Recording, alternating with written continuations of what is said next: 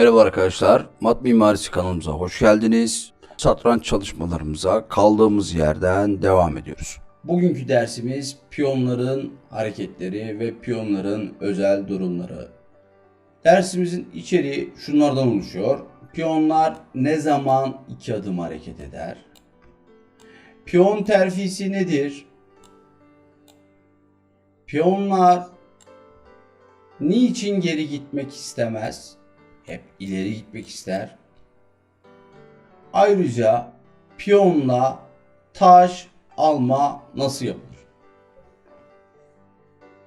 O halde başlayalım. Öncelikle şunu söylemek istiyorum.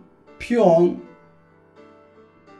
daima ileri gider. Asla geriye hareket etmez.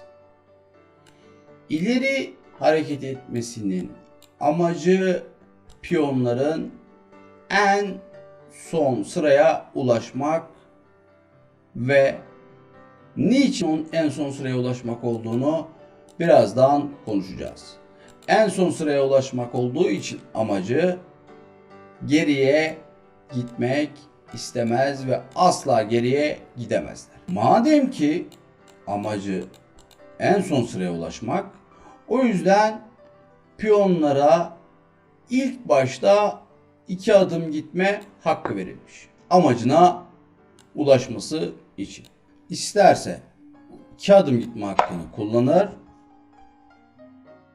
istemezse kullanmaz. Bu tamamen sizin tercihiniz. İlk başta 2 adım gitme hakkı var diye mutlaka 2 adım gideceğiz anlamına gelmez mi? İstersek 1 adım gideriz. Peki bu 2 adım gitme hakkımız her zaman var mı? Az önce de söylediğim gibi hiç hareket etmemişse 2 adım gitme hakkı var.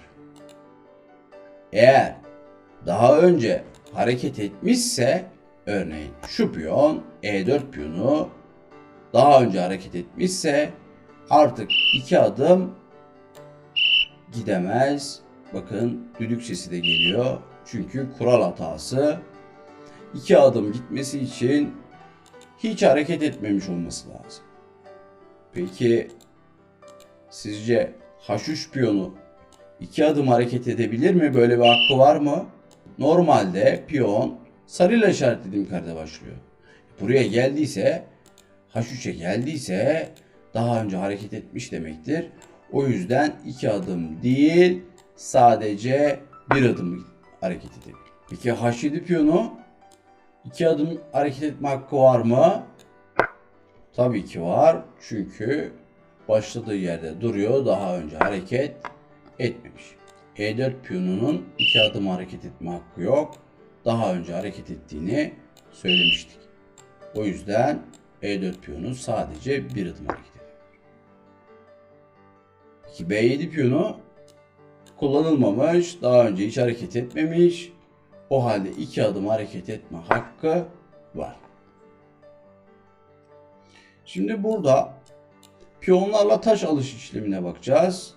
Piyonlar boş boş hareket ederken düz hareket ettiğini, isterse 1 adım, isterse 2 adım hareket ettiğini söylemiştik.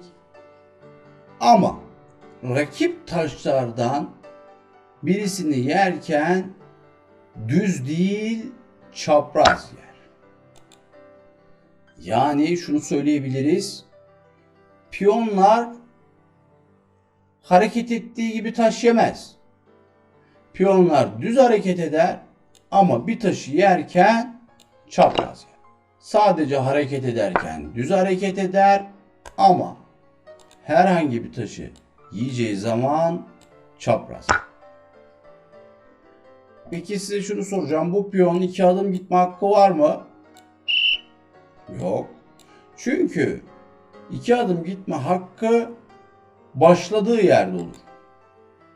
Bu piyon başladığı yerden çok hareket etti. Artık 1 adım gitmesi gerek. H4 piyonu kullanıldığı için sadece 1 adım. Bakın boş boş hareket ederken düz hareket ediyor. Ama Çapraz hareket etmek istese bile edemiyor. Çünkü çapraz hareket etmesi için burada bir şeyin olması ve bunu yemesi gerek. Boş boş hareket ederken düz hareket ettiğini söyledik. Şimdi burada piyon amacına ulaşmaya çok yaklaştı. En sona ulaşması her piyonun amacıydı. En sona ulaştığı zaman arkadaşlar piyon terfi ediyor. İşte piyonun amacı bu. En sona ulaşıp terfi etmek.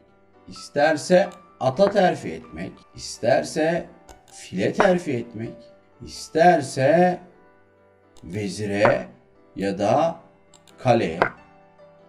Ama en çok tercih edilen burada vezirdir. Çünkü hareket kabiliyeti en çok olan taş. Toparlayacak olursak bugünkü dersimizde piyonların diziliminden, 2 adım gitme haklarının olduğundan, bu hakları isterse kullanır, istemezse kullanmayışından,